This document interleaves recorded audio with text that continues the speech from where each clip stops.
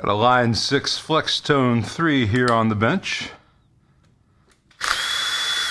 As I've said before in other videos, it may not be some vintage wonderful thing, but it's someone's amp. The flip side of that is no matter how much I try to treat it with the same respect, I looked it up and a used Flextone 3 is now going from between $100 and $250, with $700 when new.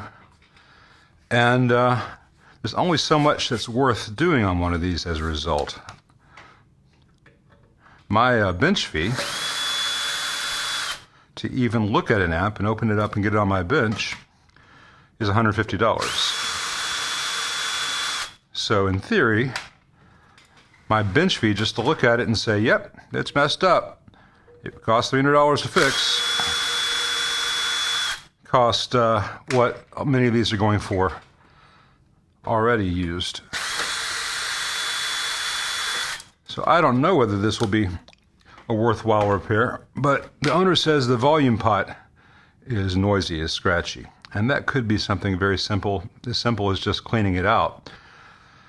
And I told the guy that I would take a look and see what I could do for a reasonable amount. And if it's simple enough, I might even waive my bench fee. I've been known to do things like that before. Okay, yeah, no problem. I can squirt some cleaner in all these pots and give them a turn. There's some kind of grease on the board, or some previous cleaner or something. Let me just give each pot a squirt of deoxit and turn it a bunch of times, and we'll put it back together and power it on and see what we got. If that doesn't fix it, while this is repairable, I could take out this volume pot and put another one in that would exceed the value of the amp. Be less expensive for the owner just to buy another used Flextone 3 if necessary, though there are better options. I think you can get a Katana 50 for like $250 these days. So let me see what that buys us. All right, the ticket just said volume, didn't say volume, master volume, or gain. So this is the master volume pot, and it feels different than the others. It feels really loose to turn compared to the others. And this is where that stuff was on the board, like someone put in the wrong solvent, kind of a greasy film. Hopefully it wasn't WD-40 or something conductive. But also this solder joint here on this master volume, it may be hard to see, but it doesn't look like it's really attached to that pot leg very well. So I'm just going to get in here real fast.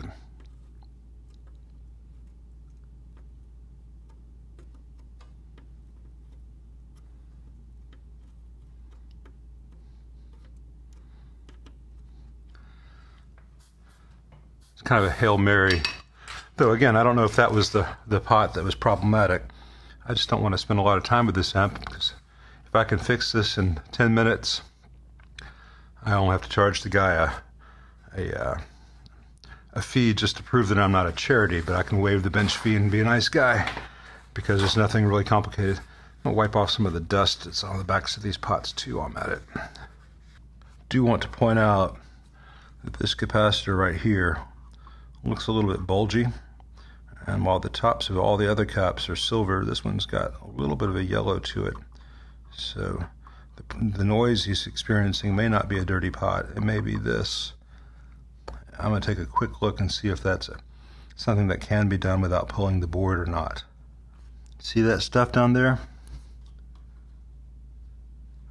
That cap is leaking terribly. Yellow yuck.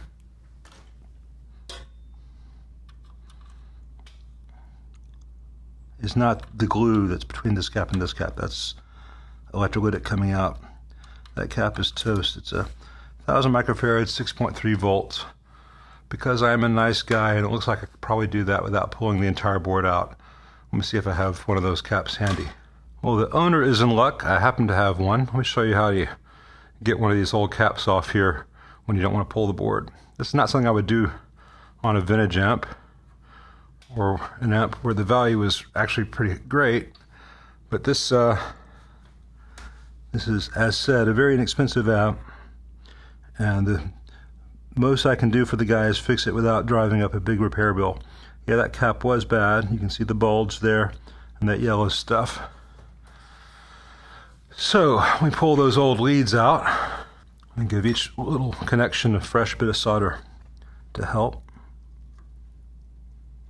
I'm just going to try to do this all top side without touching any of the surface mount stuff adjacent to it.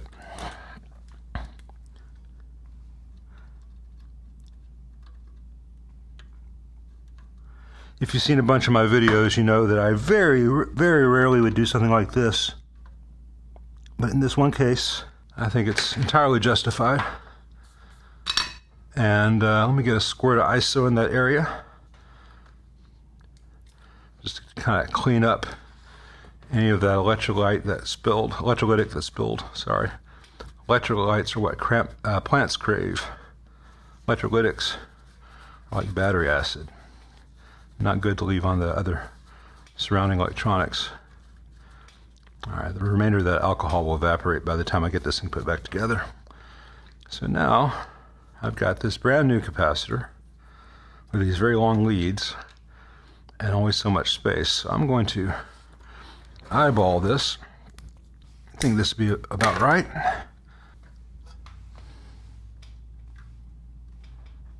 Needs a little more solder on that one to get it to really go through.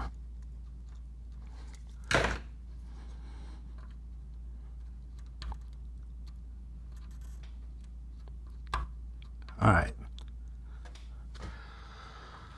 that's there now, but it's not supported. Not that the original was either. Capacitors are designed to be flush, so the bottoms of the radial caps will be flush against the board for some support, and they just so rarely are. I'm going to put a little bit of silicone right here and bend this cap over and kind of bend the leads.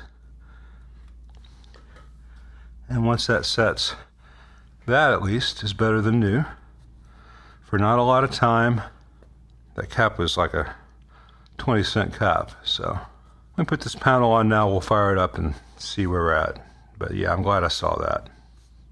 All right. Before I connected a speaker to it, I confirmed that when the power is on, there's no DC present on the output, so my speaker doesn't blow. It's powered on.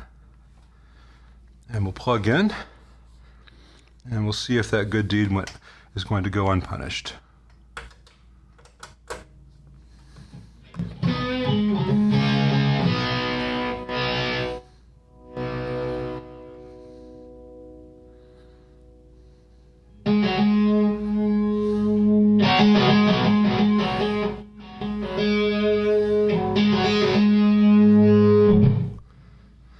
I think that did the trick.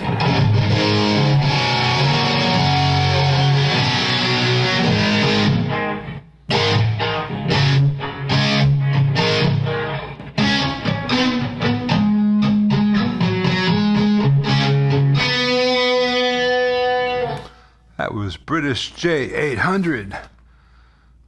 Actually, no, that was tread plate. So that's British J800.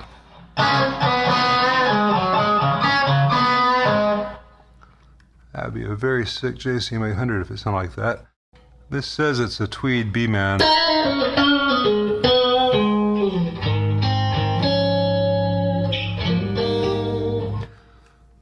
Not quite, but anyway, I'm not here to shit on a Line 6 from 10 years ago. I'm here to give the guy back a working Line 6 from 10 years ago, the Flextone 3. And it is now working, and I'm sure cleaning the pots did no harm. Changing that cap out was the silver bullet.